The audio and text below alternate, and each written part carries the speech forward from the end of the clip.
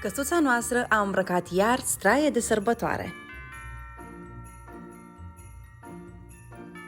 Și anul acesta am decorat la fel cum o facem în fiecare an. Ne-am dorit ceva după sufletul nostru, ceva frumos ce să ne reprezinte.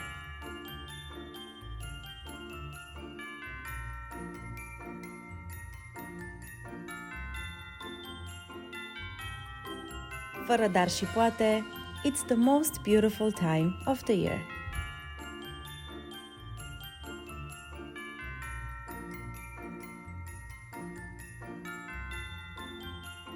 Partea mea preferată, bradul nostru. Bradul nostru cu nuanțe de auriu, roșu și argintiu. Bradul în jurul căruia se adună oamenii dragi nouă.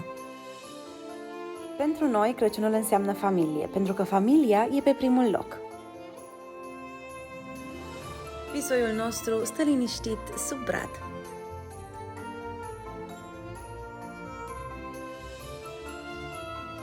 Noi de pregătit ne-am pregătit, acum trebuie doar să vină sărbătorile. Până atunci, să răsune colindele în toată casa.